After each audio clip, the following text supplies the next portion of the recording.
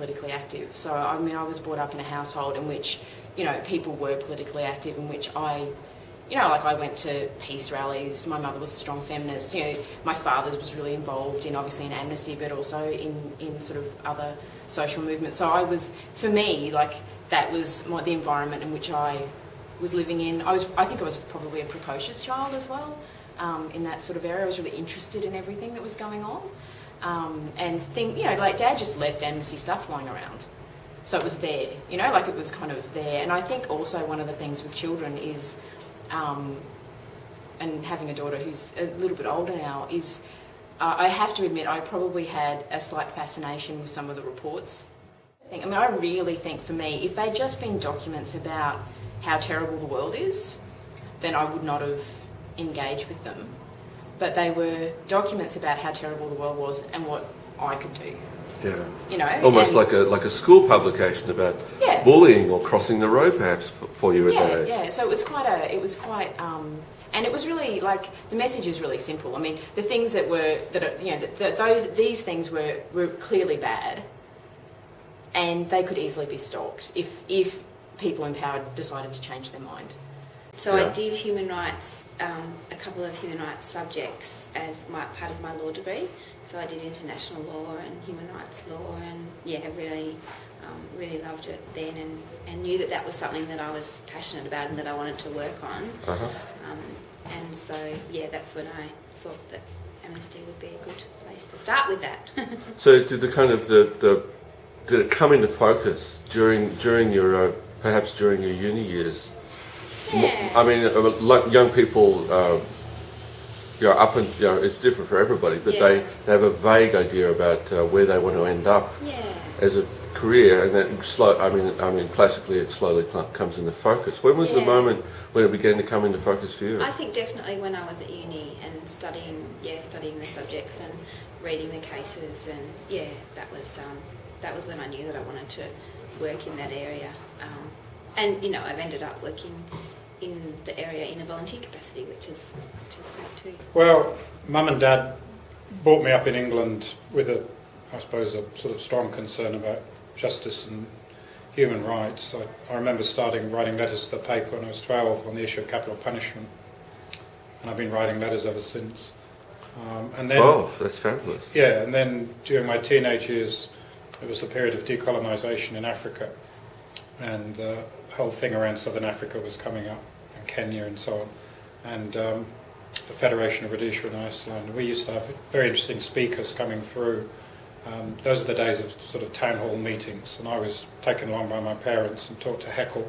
Where were you This is Bath in England. You were living in Bath? Yeah. Uh-huh. And Bath is a very conservative city, so I was taught to hold my own fairly early on. I remember the article, and I've still got a copy of the Penguin special that came out with it that Peter Benenson wrote, in which he had the case studies of eight of the prisoners. Penguin specials in those days came out as little paperbacks with a special contemporary theme rather than, say, being a novel or something. Uh-huh. And so it was a fairly slim book, but it highlighted 8 of the cases. I didn't get involved immediately. It was 2 years later I went to Oxford as an undergraduate, and they already had a group there which I joined. And so you can sort of say my practical involvement with Amnesty really dates from there. From your university days? From university days.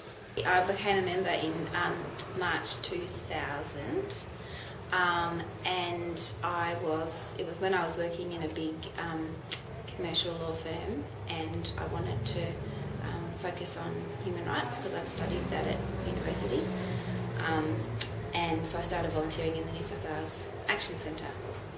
That was 10 years ago. I started off convening the legal network in New South Wales, and then moved to the branch committee and the national legal team and a few different things. So Do you remember any anecdotal moments in your childhood or early teens, like to do with a singular event where perhaps an onlooking adult could look at you and say, that kid's going to be an activist one day, or there was something agitatory or something in your character that was predictive of what you were going to do later in life? No, I can't think of anything, but one of the things I do remember is the first time I was arrested, it was for street speaking. Sure. Because growing up in Britain, street speaking was a favourite tool along with street theatre. And I'd inherited a loud voice from my father, who was a preacher. And on one occasion, we were street speaking in the centre of Manchester, and we used to do it regularly.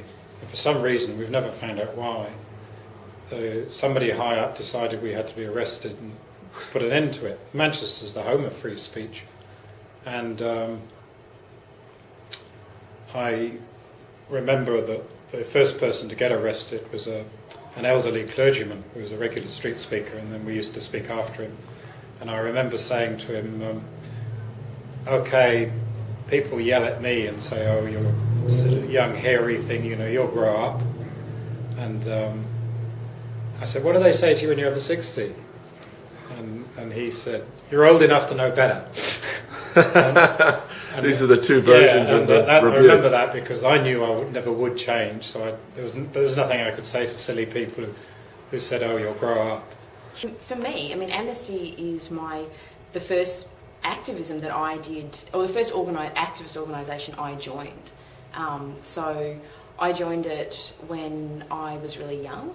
I would have been I was about 11, and my father had an involvement with it. So Amnesty had been something I'd grown up around, but not paid a vast amount of attention to. I just remember being dragged to all these local group meetings that were boring and went on forever, and I had nothing to do. But I read some reports particularly around the United States and death penalty when I was about 11. I was just horrified. You know, the way in which kids are when the world's new and you're learning about stuff. And I couldn't believe that the United States would treat people in the manner in which they did when it came to execution and the death penalty.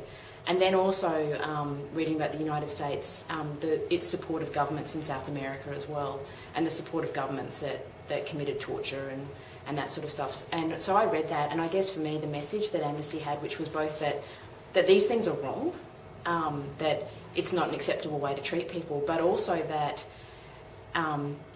people can't just be outraged and sit there, that actually not only should you act, but you almost have a responsibility to act, is a really powerful message. And so for me, I think it would have been really demoralising to look at all those things as an 11-year-old and think there was nothing that I could do. Mm-hmm. But to have the message of, this is outrageous, and here's what you can do. And it's something as simple as writing a letter, or raising money so the research can be done, or all of that sort of stuff was really important to me and really powerful. And I felt that it provided, while I don't think there was any sort of deliberate targeting of people as young as me, for me it gave me an option to be involved in a way in which I could be involved and I could understand.